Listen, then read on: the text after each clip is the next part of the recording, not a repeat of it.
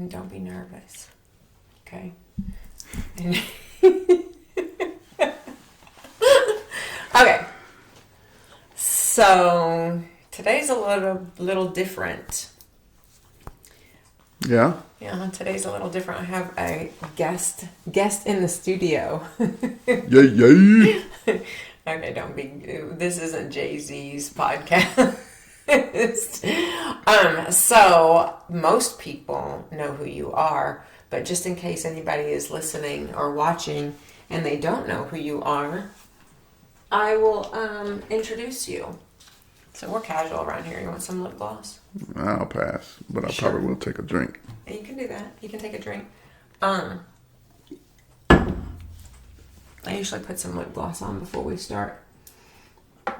So most people know who you are, like I was saying, but just in case they don't, let's introduce you. So I have a guest today with me for today's podcast episode, and I've actually been trying to get him on here with me we actually talked about this for years before I even started the podcast. That's correct. Going back when we did the Loddy Doddy show on YouTube. A huge hit.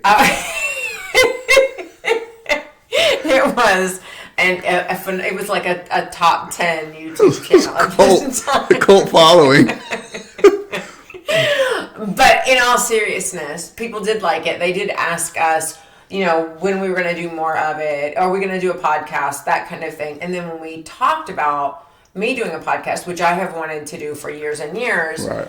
I said, I need to have you on as a guest. And we need to do like couples episodes. Right. Right. And so now it's taken me all this time, fast forward, to get you here to actually talk to us. So this is a special occasion. Really special occasion. So anyway, who are you, by the way? Like, I never did say that. Who are you? Well, I'm Roger Doddy. Roger Doddy. Yeah. Loddy Doddy. That's right. Your husband. Yeah. Proud husband. Number one fan. Oh. Number one supporter. Yes. So Yeah. I'm just kind of behind the scenes. Behind the scenes, but a big part of the brains of this whole operation. So, like, even, going back years back when I talked about wanting to, like, really start this business and help women. And I'm like, this is not at all what we're going to talk about in this episode. But that's how it usually goes. Some of the backstory. Yeah, some of the backstory. I'm like an ideas person. Wouldn't you agree? Like, Absolutely. I have tons and tons of ideas. I used to write down ideas in books for, Yeah. like, make lists of ideas for businesses, ideas for book plots, and, storylines, and ideas for, like, all kinds of things. Like, I can plan all kinds of things. And Roger is kind of the grounding, let's get it done. And in your real life career, you're a project manager, so that makes total sense. He's like, okay, let's take the idea and follow it through. Let's do something with it, right? And I'm more like, oh, more ideas, more ideas. Okay, we got enough ideas. Let's flesh some of these out. Now we have to implement. So anyway, I don't even know where I was going with that, but.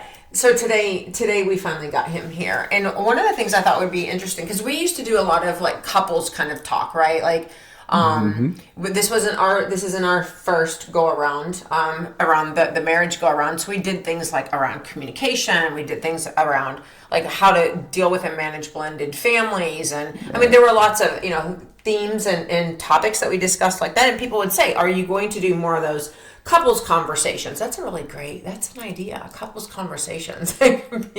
be a whole nother, like a series that we do on the podcast. Anyway, people would ask, are you guys going to continue like the couples thing? And we are, and we have some ideas for that. Actually, today's episode might be a little bit of that.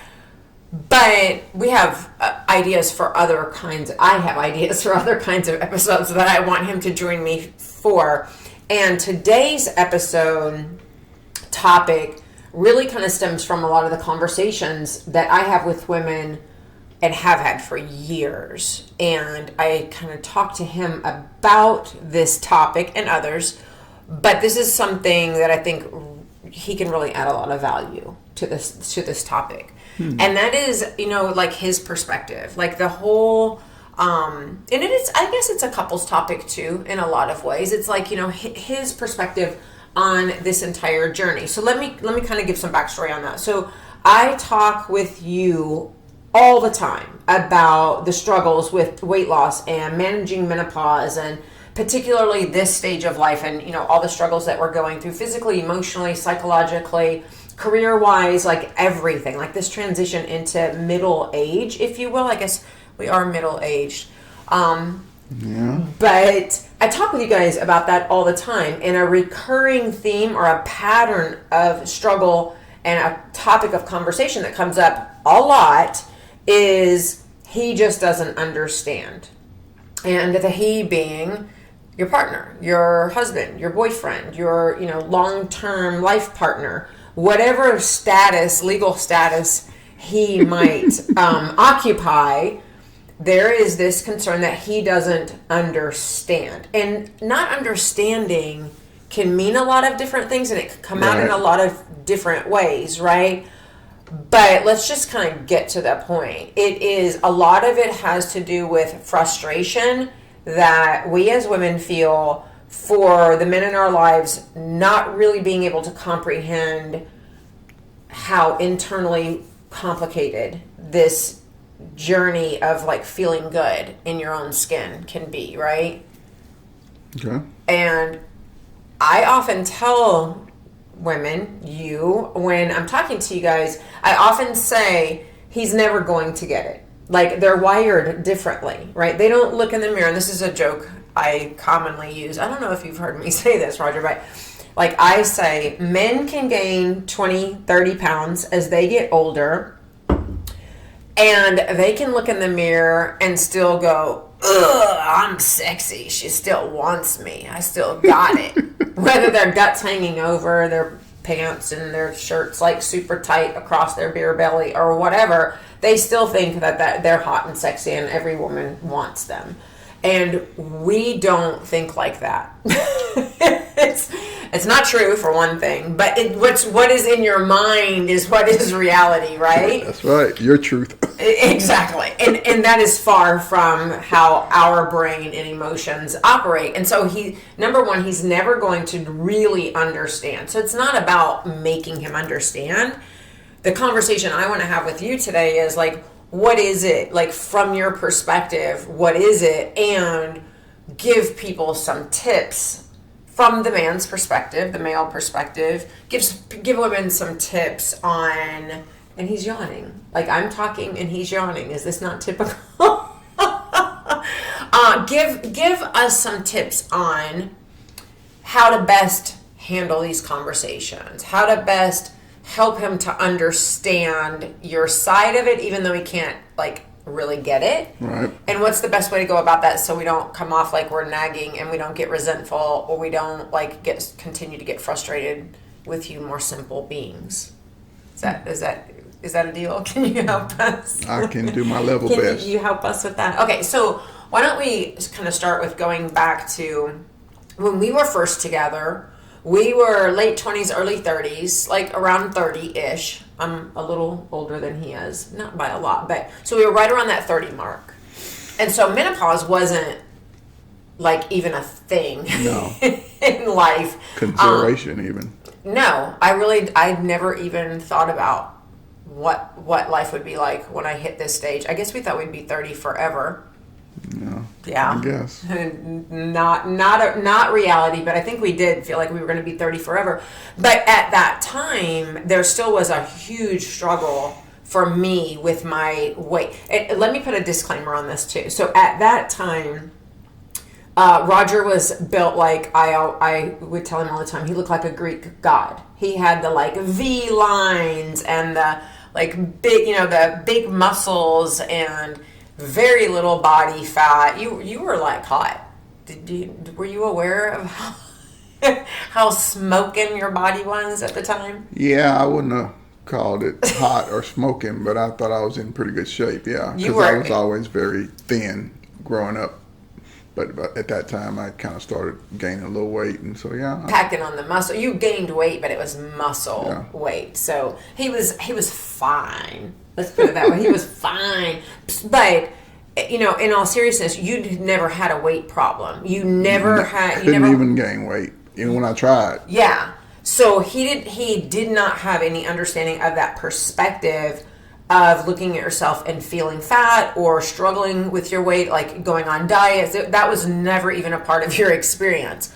So when we got together, that had been my whole experience. I had struggled, and even when I was skinny and way too skinny, I still struggled with my self-image. I still struggled with body image. I still struggled with like how I looked, and I didn't feel like I looked like that. So let's kind of start there with, what was it like to come into a relationship where somebody was so fucked up in the head like I was around how I looked? Well, I wouldn't have phrased it quite that way, but yeah, it was a lot of conversations, a lot of thought about, you and how you felt about how you looked, which wasn't a problem for me because I thought you looked great, but you were thinner in the beginning, and I was like, you could use to eat a burger. You could eat a burger.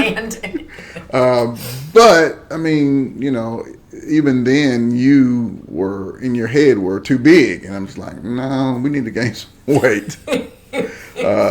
But no, it wasn't a problem for me, but it was a concern in that I didn't want you to be self-conscious and feel bad thinking that I didn't find you attractive or that you weren't sexy and that kind of thing.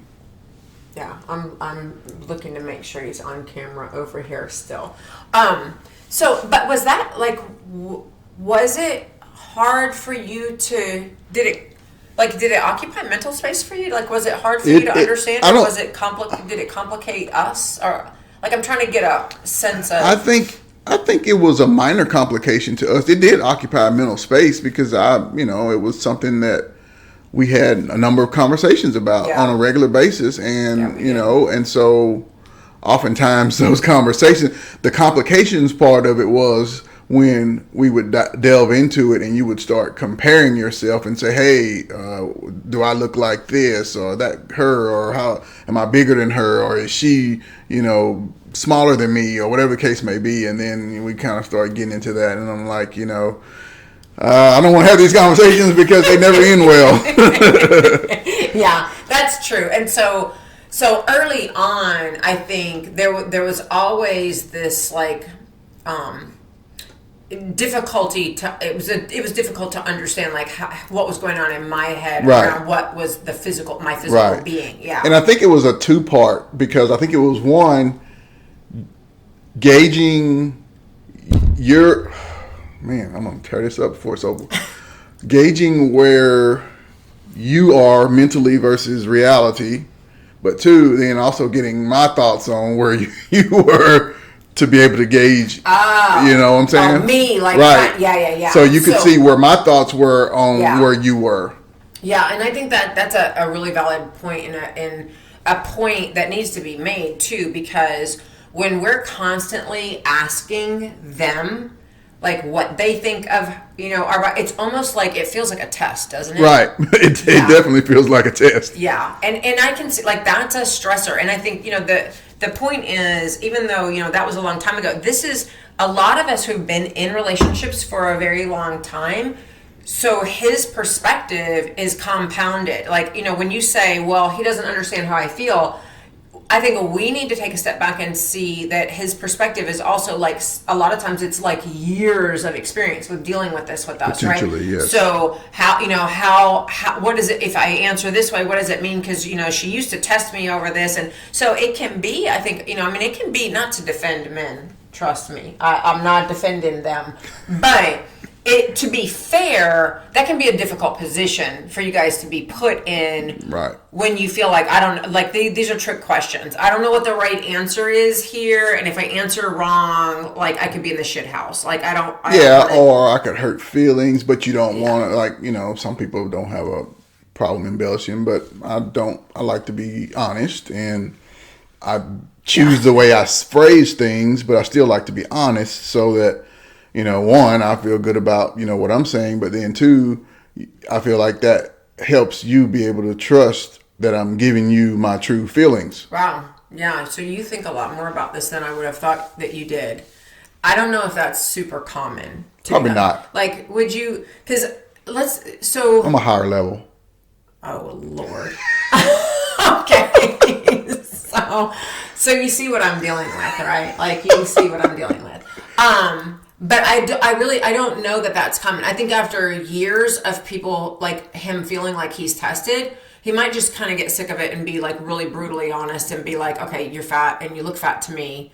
I don't know what you see in the mirror, or just not say anything at all and be like, I'm not having this conversation. Exactly. And I think that probably is, one of those two versions probably happens quite a bit, I would imagine, just by virtue of, depending on how long they've been together, but yeah. Yeah. So I kind of lay that context to say, like, this has been an ongoing thing with us. I mean, years and years, like 20 plus years, right? So he came into this knowing, like I said, I had a really distorted perception of how I looked, and my emotions were kind of all over the place and wrapped up, really tightly wrapped around what my physique was. And so it did occupy a lot of space. So there was some, like, there were mental issues there that I needed to work on. And it did, so that didn't end. So let's kind of fast forward. We get into our 40s, and I have continued to do kind of the yo-yo thing, got more comfortable with my body at different points. But I will say, part of me being able to be more comfortable also came with feeling more solid in our relationship, and that you were continuing to be attracted. You did like for me to have a little more meat on my bones, that kind of thing. So you helped over the years ease me into the mindset of like being a little fuller was okay. Right. But then, fast forward again. So we're in our 40s, and I had gained quite a bit of weight. If you've been around for a while and you know my story, you know that, I got into, and I didn't realize at first it was getting into perimenopause. Really, I just knew that like things were off. I had gained like 30 pounds in 8 months or so in a new job. Stress had come on. But looking back now, I know that most of it had to do with hormone imbalances and a really damaged metabolism from all those years of yo-yo dieting. And so now we're faced with, okay, I've gained weight beyond what I'm comfortable with. You would say I was on the heavier side of what you would have liked, right? Well, yeah, but primarily then because you hadn't started the exercise routine yet. I think had you been exercising at that size, it would have looked different. Fit. Yeah, for sure. So it wasn't just the size; it was the whole fitness aspect of it too. Yeah, but because you were like meltdown in the closet trying to find something to wear because your clothes were like either didn't fit or were super tight or. Yeah, I was really, really unhappy with the way my body looked in the mirror and how I felt, and I was super uncomfortable. But then you compound that with what so many of us are dealing with now, and that's the emotional roller coaster of those hormones being imbalanced. That hormonal imbalance really triggers a lot of emotions, and so there were I remember once we were going to dinner and we were in this house even. So this was in the last 10 years. It was kind of at that point where I really was trying to figure this out. I knew I needed to do something healthy. I didn't need to lose weight in the way that I know how to lose weight. The whole eating disordered kinds of behaviors and tactics, that I didn't want to resort to that. I had this awareness of almost kind of mortality. I realized we were in our early 40s at that time. I definitely was. You were either, I guess this would have been. Yeah, we were both in our 40s. You were 40, I was 41 maybe. And there was this sense of, I finally have, I have a life I love. I have a marriage that I really value. And I have fewer years ahead of me than I have behind me, especially if I don't figure this out in a healthy way. That was kind of my mindset. So I wanted to lose the weight for sure, but I did still have like in the back of my mind, like it was about being healthy. At that point, like which one was more important, I'm not really sure, but the health component was certainly there where I had really never been in Previously, years past. Yeah. The story I was going to tell is we were going to dinner, and I remember we were walking through the laundry room out to the garage to leave for dinner. I don't know if you even realize this or remember it. And I just started bawling. Like I started crying. And you were like, what's wrong? What is wrong? And I'm like, I don't know. I feel crazy. Like, I don't know what's going on. Like inside was this complete like emotional tornado that there wasn't anything wrong. I mean, it was stupid crazy. There wasn't anything wrong that I could put my finger on, but it was that tornado of emotions, like I said, that have to do with hormones. And then you combine that with, I don't feel good about the way I look. Right. And it just came out in a burst of tears, like a flood of tears. And then then you start doing the second guessing, like I feel like I'm crazy and what's going on, that kind of thing. Like, why would I cry about this? It's so stupid, right? But that was right kind of at the beginning of me figuring out that there really wasn't anything out there that I could rely on that was really going to work for me. Right, and put a busy schedule and not have hours in the gym. Yeah, which I was never a gym rat. Like he would go to the gym, and that was never my thing. At different times I tried to start exercising, but I didn't really know anything about it at the time. I never ever saw any results even when I did stick with something for a few months, and so there was no motivation there. I was an athlete in high school, and so it's not like I didn't have a level of fitness in terms of like in the past, or I didn't have any like athleticism, like I had never, right. But I didn't know how to make that piece of it work at all. So I certainly wasn't, and I paid for trainers even at one point. Times. Yeah. And total waste of money.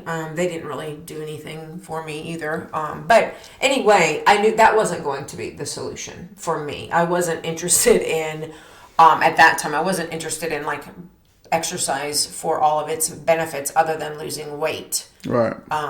So at that point though, kind of like how was that for you, watching me try to figure out once again how to lose weight? I mean, like we've been here before, right? And now it seems like it's way more emotional in a lot of ways than it has in the past. So like kind of on this topic of like his perspective, like were you like, oh my God, here we go again? Or what were your thoughts on that?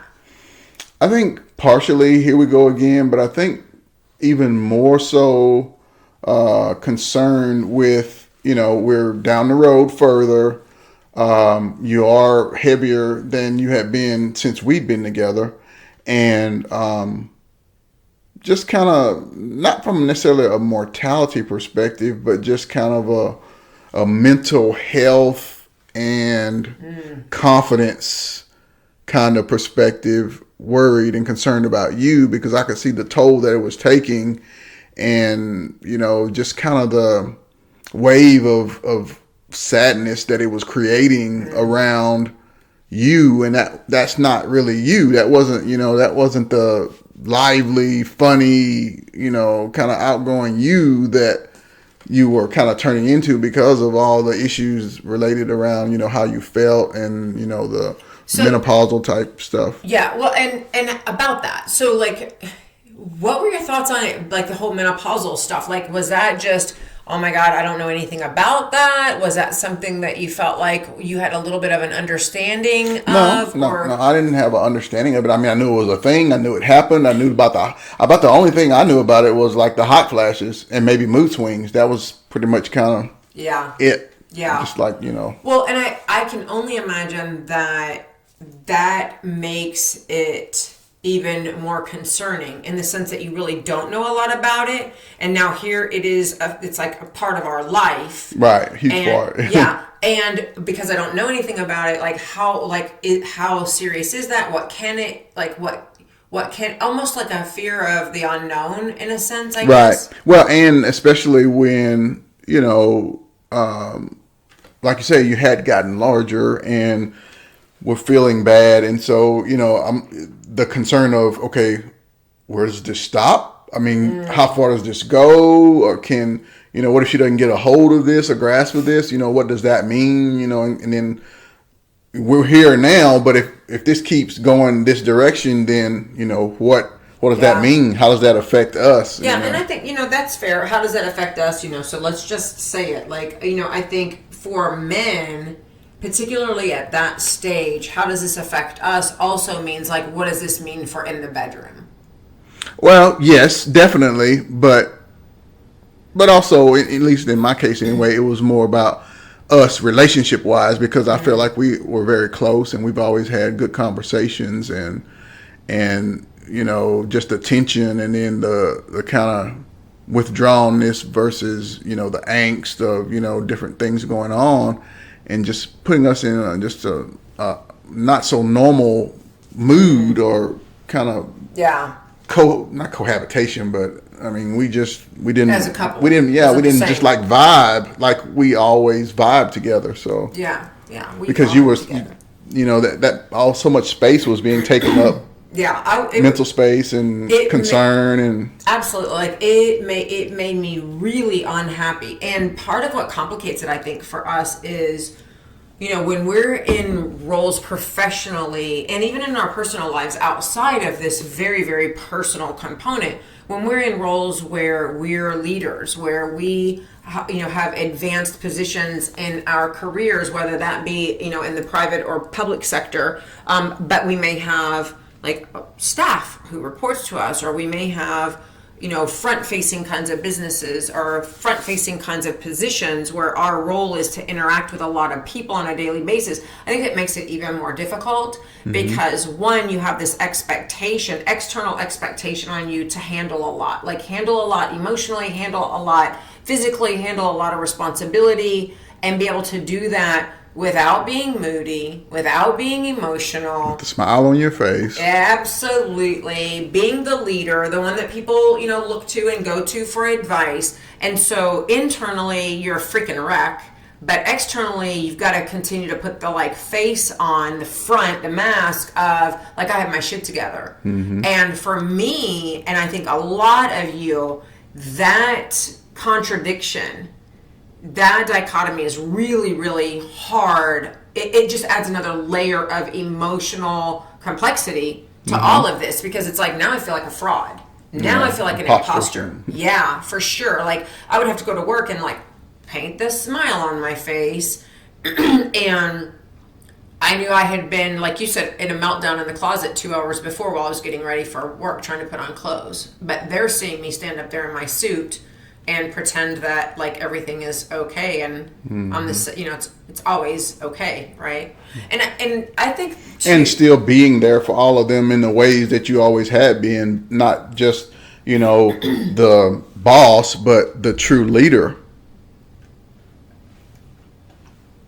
Well, thank you for that. As I took a drink of water, I didn't mean to pause, but thank you for that. But I think for us, at that point, it does make it that much more difficult because you feel very exposed. You're trying to hide that, but you're always also on guard for where is anybody going to find a crack, and if you're in a position that can be a competitive type of role, like in a political kind of role at work, you also have to be on guard for who's trying to take you down, who's trying to stab you in the back. You're trying to be that leader for the people that you want to be the leader for, but you can't be naive either. You gotta know that there are people looking for the crack to take you out, right? Well, and in addition to that, or kind of to go along with that, in the position you were in, and a lot of the women who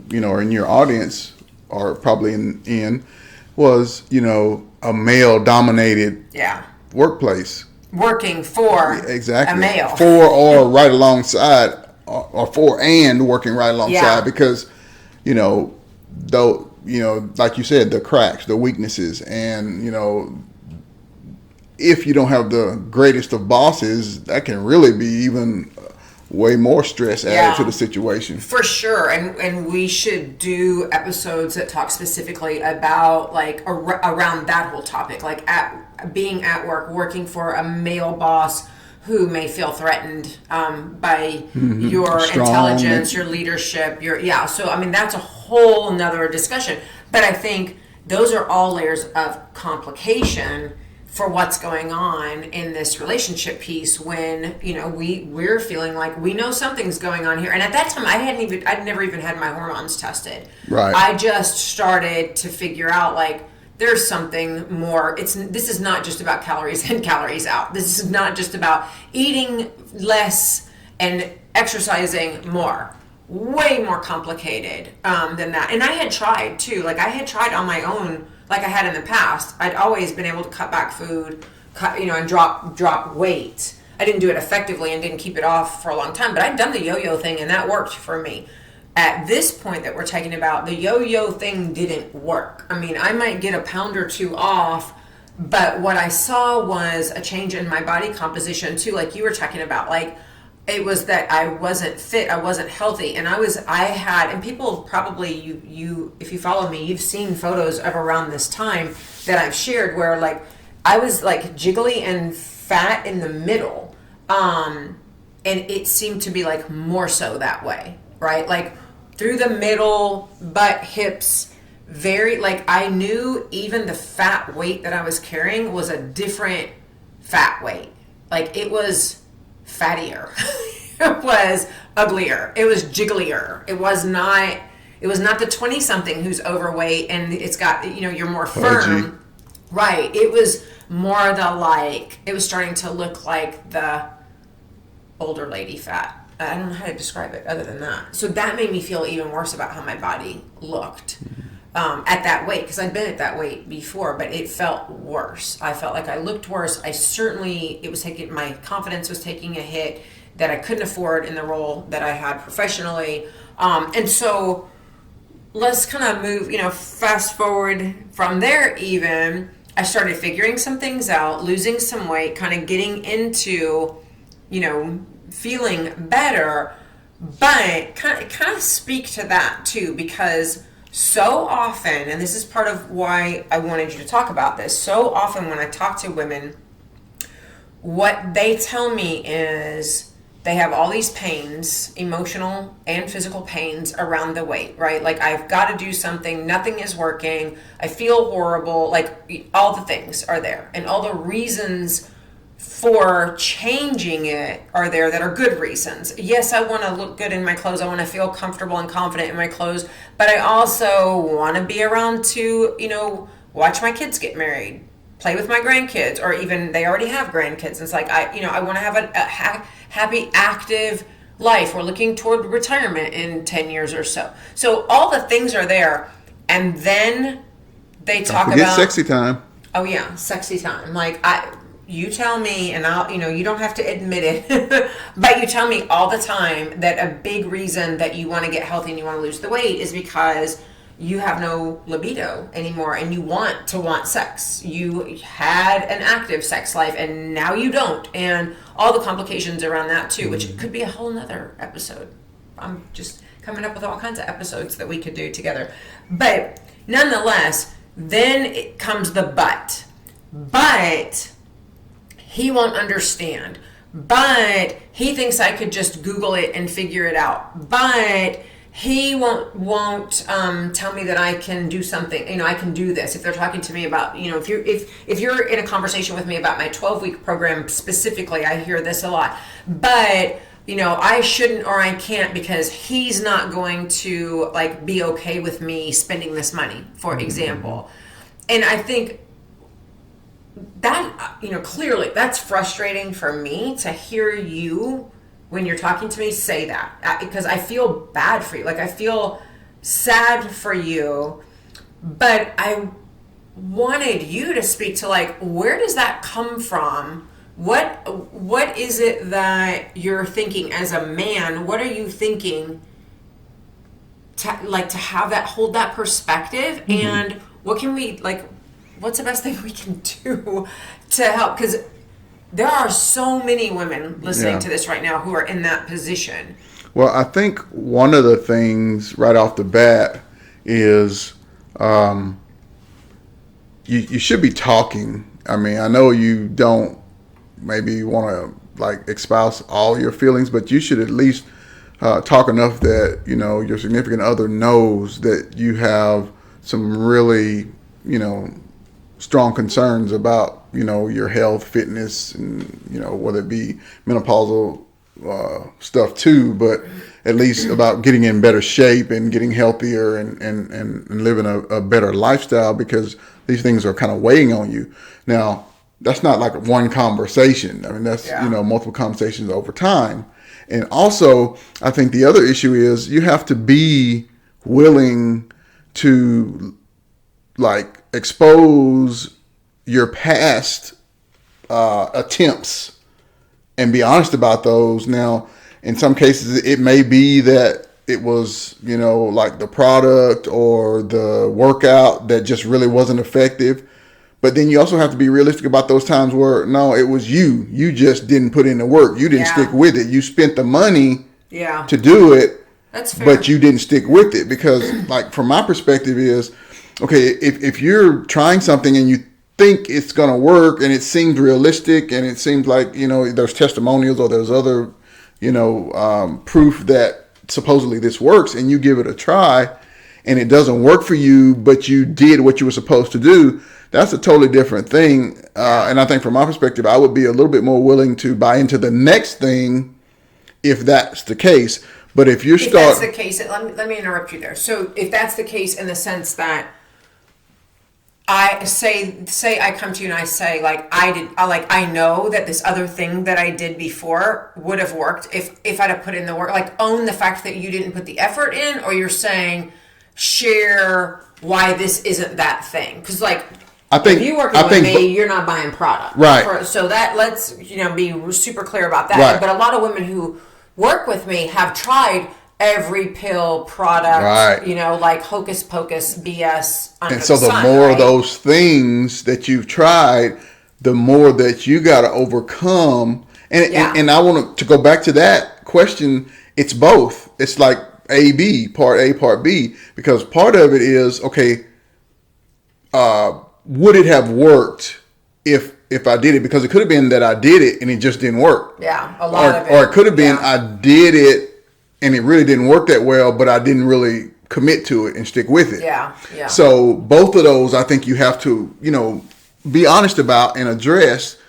But then the third thing being exactly what you just said. This, you know, what you're offering and what you're doing now, this is not those things that have been done in the past. And be able to succinctly tell why this is different from those things. Yeah, for sure. And I think that is part of where, like, we as women need to own some responsibility. And when I say, like, he's not going to understand, he's not going to support me on this or whatever, I think we have to own part of why he won't support it, why he won't get on board with it. Because if you're the first point that I think that you made that was so good is we've got to be really open and honest about how we're feeling and how this is affecting us. Because oftentimes when I talk with women and I say, if she says, well, I need to talk with him and I don't know how he's going to respond. If I ask you, well, have you shared with him how this is affecting you? Oftentimes she'll say, no. Well, he knows that I've gained weight and I don't like it. Or he knows that I'd really like to lose weight. And I'm like, no, but have you shared with him what you just told me about how you look in the mirror and you feel disgusting? Have you shared with him how every day you wake up thinking about your weight and what are you going to do? And all day long, all you're doing is thinking about what am I going to eat next, or I shouldn't have eaten that. Like, all that internal angst. Have you been vulnerable enough to explain to him how you're constantly beating yourself up and how it's diminishing you as a human being? And I hear no all the time. Like, you're not telling him that. And that's my point about it's not one conversation, because he needs to get a sense of yeah, I've been hearing about this for months or years or whatever the case may Yeah. be, so that he knows this really is something that you're struggling with, and it's not just, right now. Yeah, for sure. And I think, the other thing that you said is being able to succinctly discern and explain, like elaborate on why what you're doing now is going to work for you, as opposed to whether it's the components and the focus of the work that you're doing with that coach, whether that's me or someone else. Be able to explain why, like, what you may have done in the past probably wasn't a wise decision for you, and as opposed to why this other thing is, right? Like how it addresses your needs, and admit that, well, maybe I made mistakes in some of those choices, because clearly taking fat burner pills, doing, B12 injections, those things are not going to solve your problem. Even, going and getting HRTs. Well, I'm not opposed to HRTs, and I think there are some women that it helps. Clearly, it's not a solution for the weight and the health issue, or we'd all just go get on HRTs and this would all be solved. Many women who come to me and even enroll in my program and get my coaching are on HRTs when they come to me, and have been for a long time. It's done nothing for them. That is really about trying to manage your symptoms rather than do it, in a more effective and doable way, like so you can get through it. It does not change your metabolism. It doesn't do anything for you in terms of like sustainable weight loss. And so being able to share with him why, and I think that's a good point too about how I hesitate to say this, but I'm going to. So like men are, they think and they rationalize, and women are more emotional based. And that's not always, like, I don't mean that to be a dig on women at all, but I think in terms of like making decisions, men will oftentimes make decisions out of their head, women make decisions out of their heart. And so when you're explaining to him, you need to get in your head and not only share with him what's going on in your heart so he can have an understanding of that, but you've got to kind of like convince him using the head stuff. Like, what are the components and why are they different, and why is this going to work for this you time? now? Yeah. Right. Yeah. And the caveat to that too is, and maybe in the past, some of the other ones you were committed to, but the commitment level that you're willing to put in to this time, that you're making a promise to him, not just before, it may have just been a decision that you made and he knew about it, but it wasn't like you were trying to get buy-in or permission, depending on your relationship or whatever the case may be. Let's go there. So what do you think of this whole permission versus support discussion? Because I'll be straight up. When women tell me that they're going to talk to their husband, I'll ask them, like, are you asking him for permission to enroll and get this coaching and solve this problem? Or are you asking for his support for you making this decision? Because they'll tell me like, yes, I'm like, this is what I need to do. And then they'll say, well, I need to talk to my husband or ask my husband. Mm-hmm. Ask my husband first. That's the one that I love. Ask my husband. So what is the stance on this whole permission versus support? What's the best way for us to approach that with you? And let me just disclaimer, I don't ask to spend money, but I don't come and tell you, oh, what's up, I'm doing this whether you like it or not. You know what I mean? Right. No, and obviously from my perspective in our relationship, I would never say you can't do this or you can't do that. Why would you never say?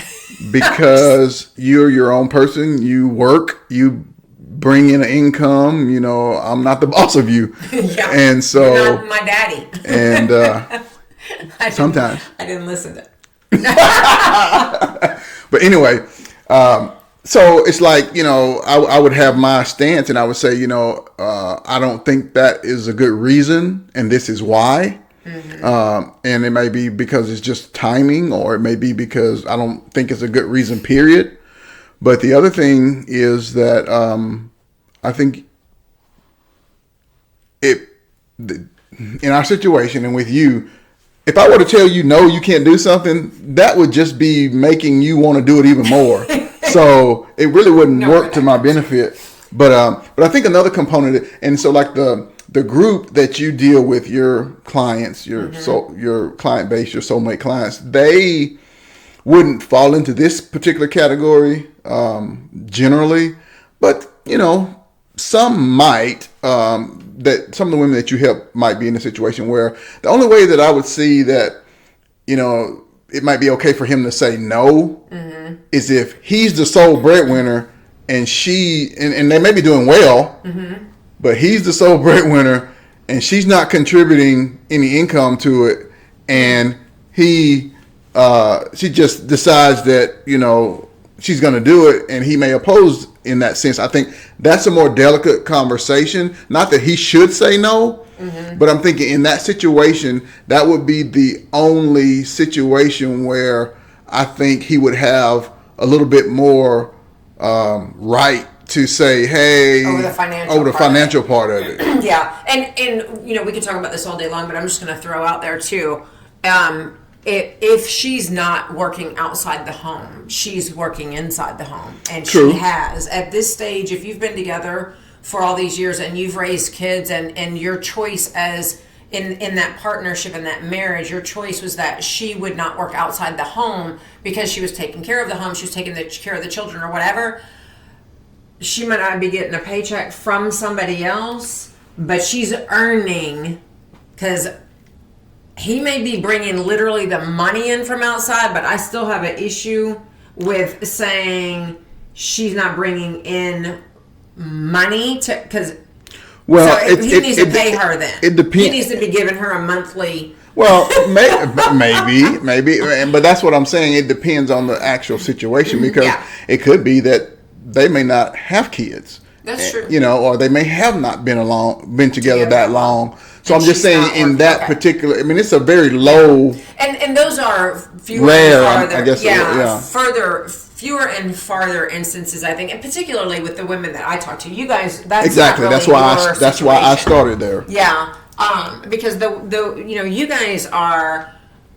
Some of you have retired, maybe, but you're professional women. You've been in really stressful careers, and on top of that, you've likely raised the kids, taken care of a majority of what's going on in the home. And for the most part, he's been the luckier one to get to just go to work. But we're talking about from his perspective, so that's why true. I felt the need. I have to bring that up. Okay, that's fair. So. I guess, kind of like winding this episode up, because this has gotten really long, but these are the kinds of conversations that we have. So we need to have more of them on film and share with them, Roger. But kind of wrapping this up. So like what would, in the general sense of women who are out there who want to do something like my program, whether it's with me or someone else, but they want to do something to improve their health, to improve their fitness, to get the emotional help that they need through this transition. And they're thinking, I need to talk to him. I don't know if he's going to be on board with me, investing financially in this way. What would be your best advice for them? You said kind of share the components of the program, share how they're feeling. Like, what would be your kind of end all be all sort of advice to getting him on board, or just in general, like what would be your advice to them? So like we talked about, I think at first it starts with the communication beforehand, just to kind of letting them know how you feel. So it's not like out of the blue that he's first time hearing about this and then you want to spend all this money or whatever and make this huge commitment.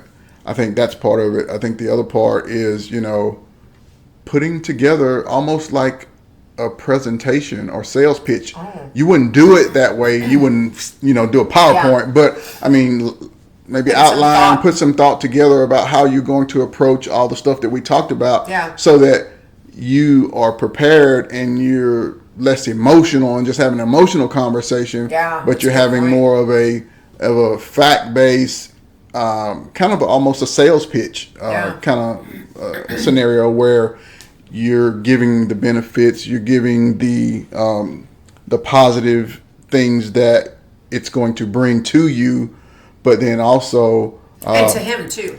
as well. Yeah. That's a very good point, because in your program, very, very many of the spouses or significant others have huge gains associated with, being tangentially connected to your program. Absolutely. You know, the women that I work with, their spouses have lost weight. They've gotten healthier. Some like 25 pounds almost. 30. One of my clients, I remember, she was jokingly displeased that her husband lost a pound more than she did over the course of that. She lost 30 pounds total. I think he lost 31. In a joke, of course.